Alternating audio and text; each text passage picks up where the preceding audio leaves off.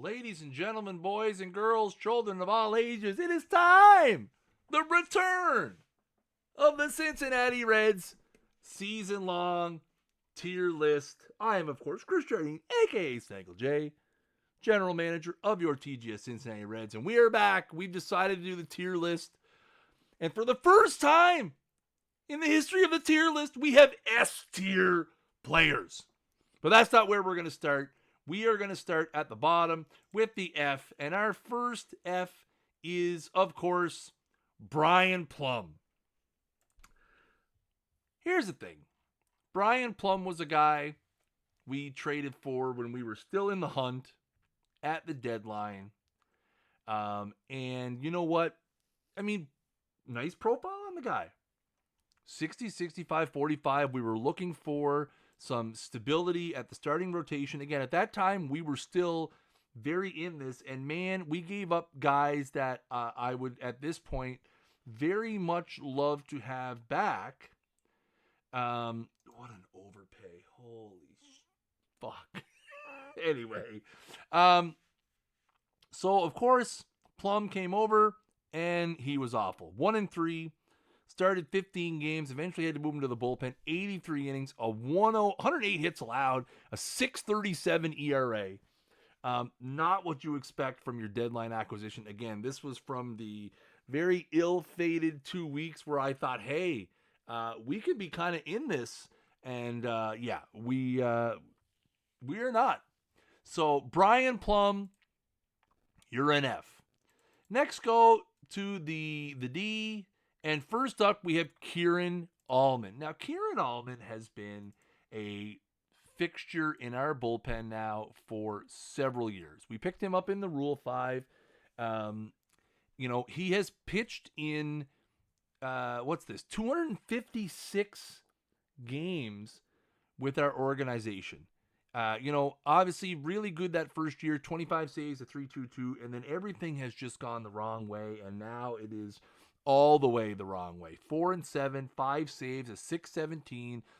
For the first time, more meltdowns than shutdowns.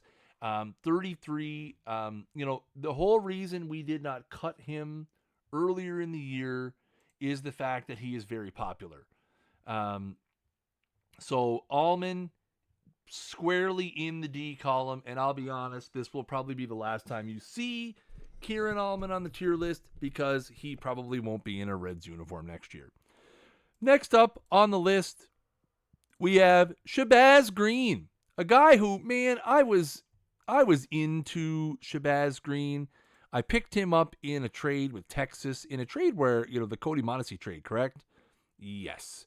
And I really thought, Shabazz Green's got some potential. The potential to post a 7.23 ERA over 71 innings. And there has been, look at these last 4 starts. 2 2/3, 5 runs. 2 2/3, 2 runs. 2 2/3, 6 runs. 2 2/3, 5 runs.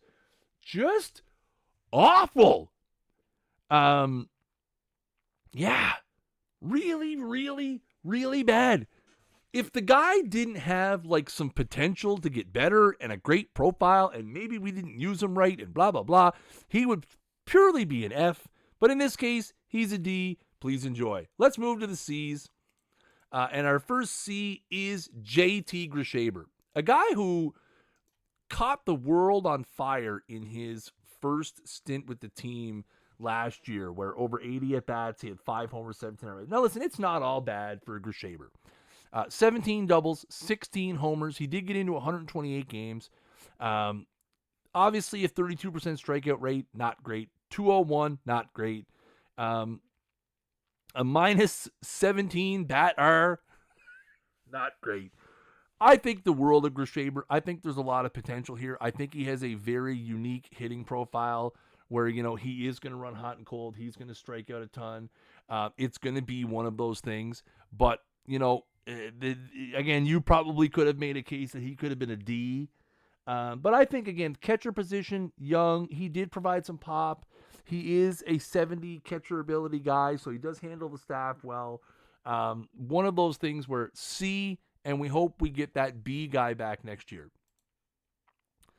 Eldon Fastnack is another C. Now, this is a guy that I debated on whether or not his performance was C or B worthy. His first year with the big club, again, that's going to be something you are going to hear me say many, many, many, many, many times over the course of this episode.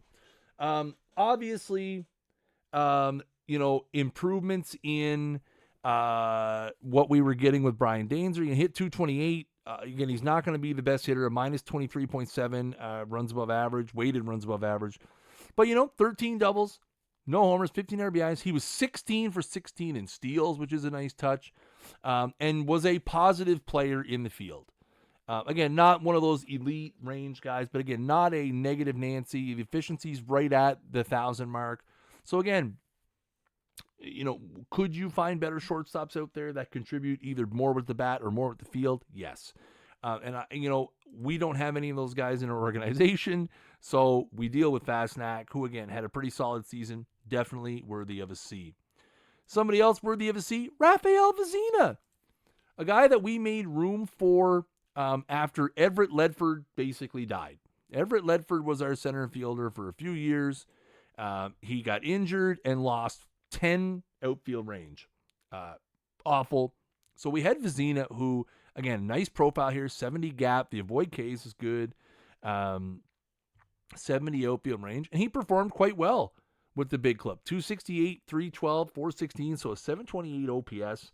24 doubles, 8 homers, 51 RBIs is nice.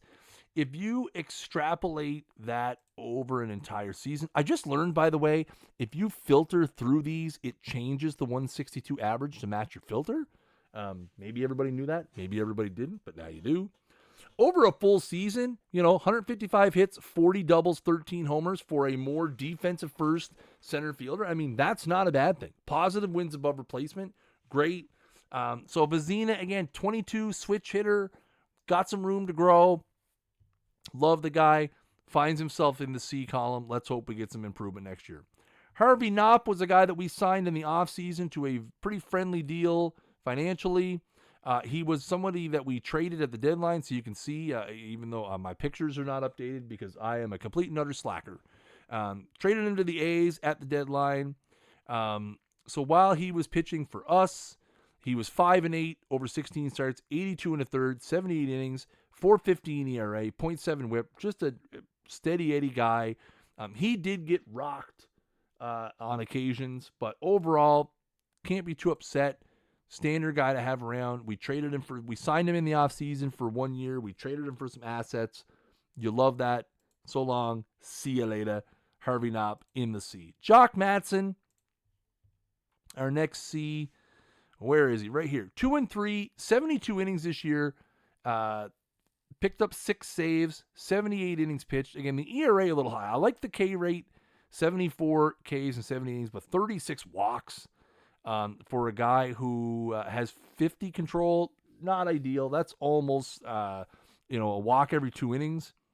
5.31 ERA, negative wins above replacement. Probably could have made a case that he should have been a D. But hey, we'll rock with him in the C. Just a guy in the pen. He's a Jag in the pen. We keep on keeping on. Next up, we have Donovan Eisler, another guy that we acquired in the Cody Mondesi trade. Also a guy that we eventually, did we waive him or trade him? Waived him in an effort to save money. Eisler, while he was with us, 4-5, 13 starts, 63 and a third innings, an almost 5 ERA, not a lot of Ks. The K to walk ratio is not great. Again, another Jag, another C, and we move on. Speaking of Jags, Lucas Schwab, a guy that we picked up when the Monarchs were in the business of cutting salary before the season year refreshed. We ended up trading Schwab to the Blue Jays as part of a deal that brought us, what's his name? Bell, right? Wade Bell and Mickey Drobny. While he was with the Reds, Schwab, he wasn't terrible. We played him in center field for a bit, 253, 298, 361, so obviously not great here. He did have, going to be easier to read it on this page, I would say, 4 homers, 19 RBIs. he did not jump a whole lot in his time with Toronto. Didn't hit any home runs. So all good in the hood there. We'll keep on keeping on. Next up, and our last C is Cristobal Mendoza. Mendoza is one of those guys that we got from the Cubs back in the day. And Mendoza is a guy you probably could have made a case that he could have been a B. After the season he had, he basically forced his way onto the roster. I mean, look at this time in Double-A. 361, 395, 551 with 11 homers, 47 RBIs. We did find a spot for him to make it onto the team. And we did so, he did okay. 254, 313, 427. So obviously not a great OPS. 7 homers, 26 RBIs, 9 doubles. Again, a guy who filled in admirably. The problem with him long term is that, if he's not going to hit, I mean, he does have a nice profile against righties, but it's a liability defensively. So that's kind of an issue for me. We're going to kind of see what we can do there to maybe, address this. Obviously, in a world where Vince Thompson is healthy, Cristobal Mendoza probably doesn't get a whole lot of at-bats. Is that fair to him? He's 24 now. He's fully devved. And, again, he's having some really good success in the minors. Is it fair to him to not have a spot for him? He's got a great personality. We will see. And speaking of C, he is a C. Let's move into the Bs.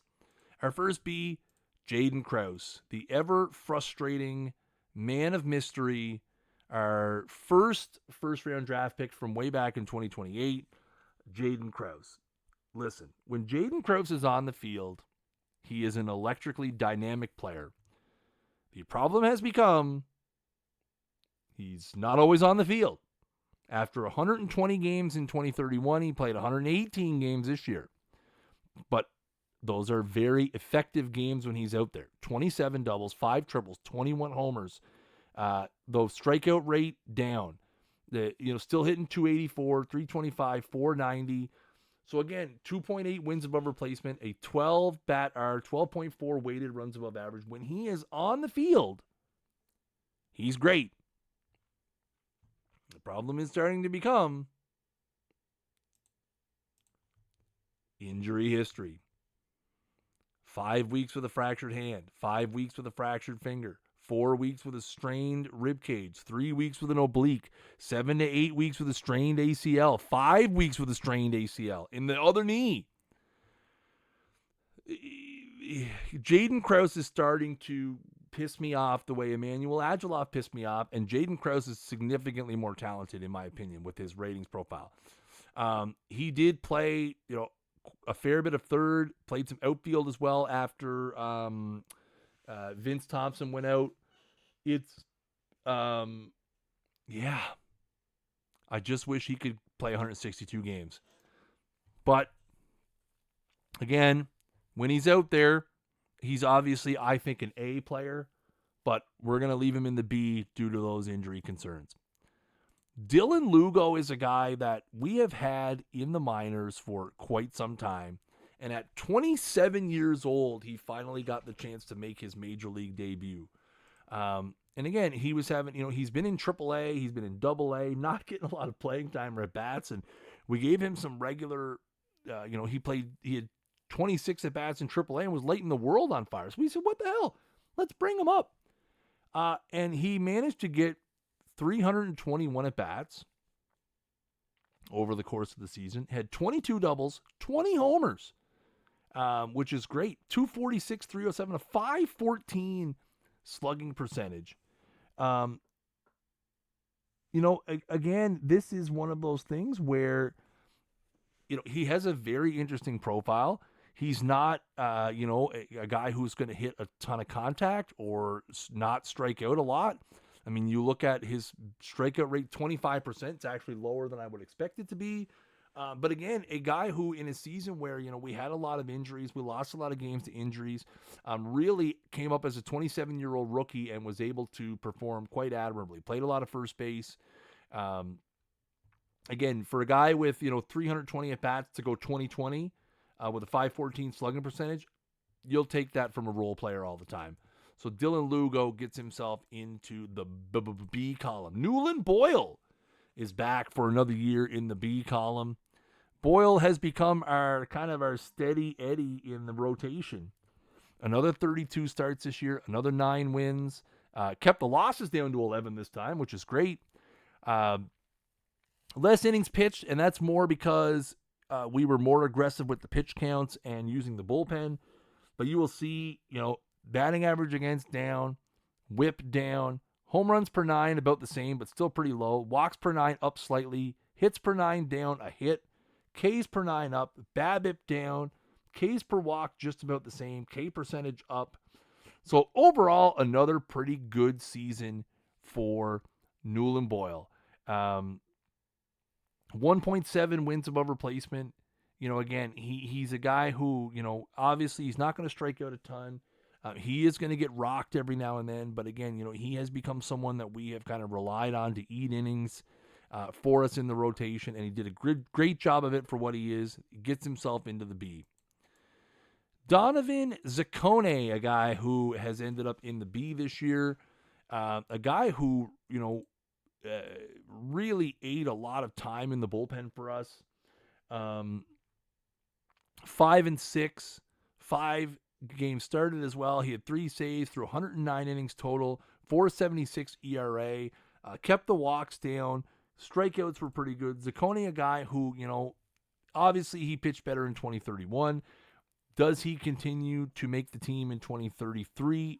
We will see, because again, he's obviously set back a little bit, but a great piece for us. I think he was one of those guys that, yes, he went the wrong way, but I still think he was a very, very key piece for us to have. B here might be a little aggressive, but, it's one of those things that we made the choice. We're going to kind of have to deal with it. Jonas Guzman,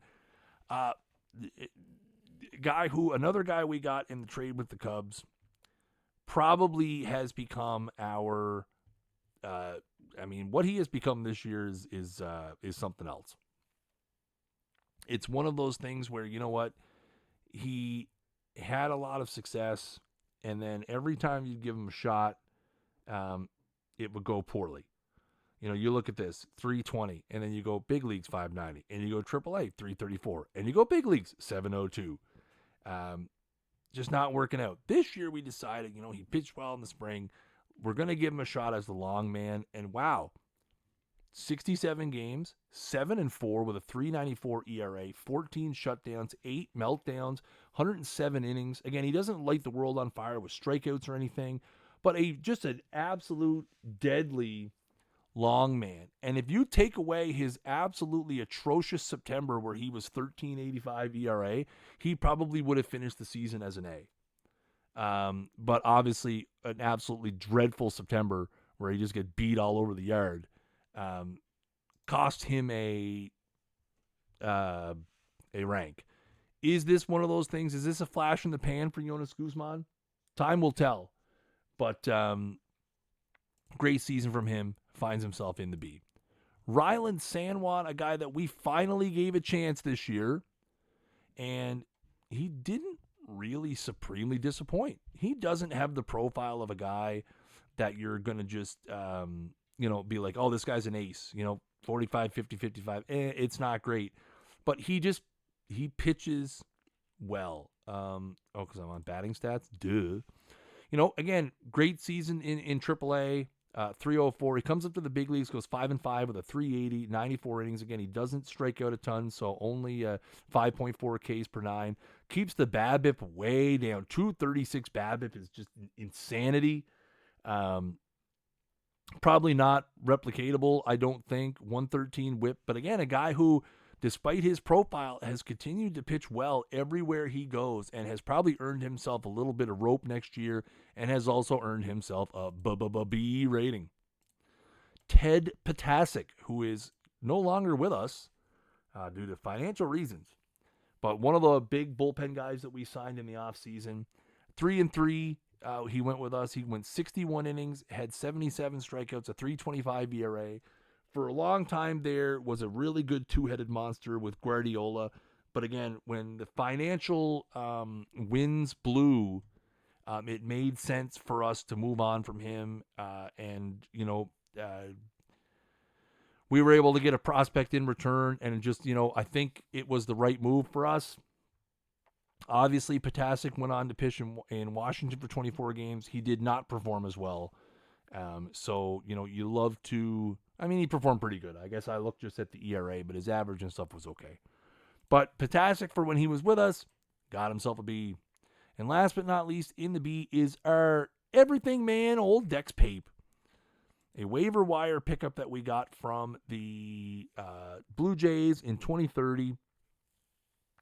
Or 2031, I can't remember. But he was up and down all year. He ends up going 283, OPS 707, hit 4 homers, 11 doubles. Anytime we put him in the lineup, he performs admirably for what we're asking him to do, which is bounce between the big leagues and the minor leagues. Again, he has become a guy that I have relied upon. Now, obviously, with arbitration, possibly driving his... 1.5 million is not bad. But again, this is one of those things where, we're going to look at Dex, and, he performs well. He hits when we have him in the lineup. Again, do we continue to have a spot for him? Hard to say. Let's go to the A's now. We have 4 A's this year. First up, TJ Nickerson, who set a franchise record this season in home runs as a rookie. Now, again, he's a guy that he TCR'd significantly. He's a 12th rounder, and you could see kind of after the draft, he really popped some extra power and eye potential, and ended up with a very interesting DH profile. Look at that. He's up to 80 potential, which, again, we know means nothing. So, again, we got what we got out of him. A franchise record 48 homers, 20 doubles, 109 RBIs. And again, he did a lot of this without Vince Thompson's protection.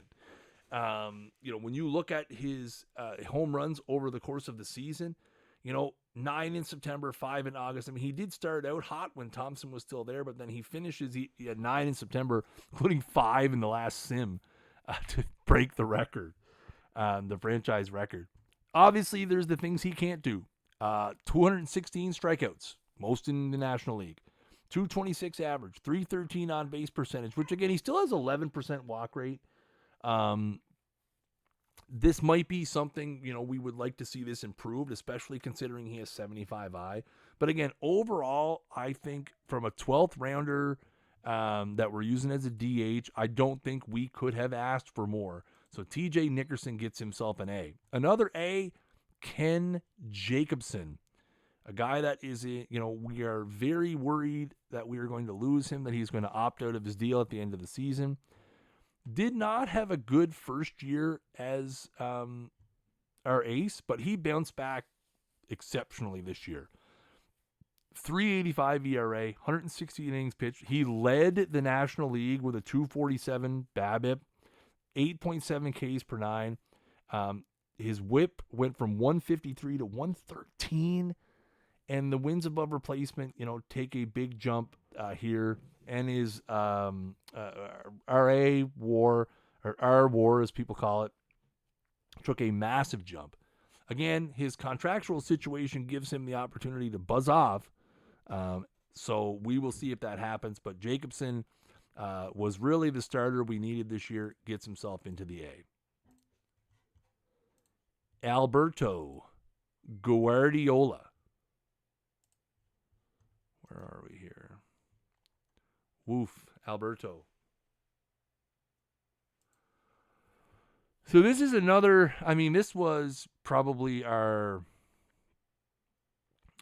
most expensive dip in the pool. A situation where you look at the commitment that we made. And look what we got out of it. 6-8, 5 saves, 2.86 ERA, 31 shutdowns against 16 meltdowns, which is a massive ratio, 97 innings, a 221 average, 135 Ks, 12.4 Ks per nine. Like, you could not have asked for a better use of $18 million for a team that has struggled with pitching. Again, love to see that. Obviously, age is becoming a concern around his deterioration, but man, he did not show it this year. Guardiola firmly finds himself in the A column. Last in the A column, for what we got out of him in the time he was in the lineup, Vince Thompson, definitely deserving of being an A. Again, we've seen some of his ratings kind of bounce around. But when he was in the lineup, we got exactly what we needed. 18 homers in 233 at-bats. Throw 9 doubles in there. Obviously, the strikeout rate is a little high, but again, that's not something he's going to super excel at. But again, we got 1.7 wins above replacement from a guy who played less than 60 games. And I mean, you can't really sneeze at that.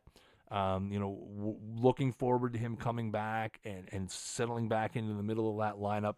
Again, that injury, being what it was, being unfortunate to happen when it did, that broken bone, he still has some time left. But yeah, we will look forward to the return of Vince. And again, he's only 21 years old. He'll be 22 come next opening day. Look out, Vince Thompson fills out the A's. And let's go to our couple of S-tier players, which we've never given out. First up, Andres Figueroa, another one of our rookies. And man, what a season. We were talking in the Discord just today about the absolute bomber quality of rookies in the National League. And Figueroa exceeded every metric from Woody Coons' rookie season. Coons won the Rookie of the Year, and Figueroa will be lucky to get top 5 votes. But what a season we had. We left him in right from the rip. There was some consideration of, do we send him down? Man, I'm glad we didn't. 300, 332, 490, so good for an 822 OPS, an 18.7 weighted runs above average, 195 hits, 30 doubles, 29 homers, so a homer away from a 30-30 season. Just an all-around unit. Also, 12.2 ZR in right field and a 1.039 efficiency. So not only, did he have an amazing season with the bat, but also, maybe the potential to pick himself up a Gold Glove in the outfield. Just a great all-around guy, 23, rookie. He'll still be 23 at opening day next year. Again, just complements this team very nicely. Our 2032 or 2031 first rounder, who has come up, made an immediate impact. What a season for Andres Figueroa. And our final player in our final S tier is Noel Carlson. Now, we said before the season there was some worry about Noel Carlson after his debut season as a 21-year-old. I would be comfortable to say that if he puts up seasons like this as a second baseman, worried I will be no more. 265, 318, 458, 776 OPS, a 7.7 weighted runs above average, which again is an improvement of over 22 from last year. Went from a neutral wins above replacement player to 2.7. 80 runs, 29 doubles, 27 homers. Again, this guy plays second base. Again, he did play some shortstop after Fastnack got hurt, but he plays a positive second base. Again, in a league where we do have a lot of absolute unit hitting second basemen right now, but Carlson did all of that at 22 years old. Again, he still has some gap power to fill out here. Maybe we could. I'd love to give me a up to 60 in the contact. That would be just fantastic. Where's that 5 potential that we've had? Let's get that in there. But again, Carlson's still just 22. Will be 23 next season. An absolute beauty season, a great improvement, showing us that potential that made him a number 1 pick back in 2029. So there you have it, folks. There is the tier list. What do you think? What did I get wrong? Do you love it? Do you hate it? Let me know in the comments. And as always, keep swinging for the fences.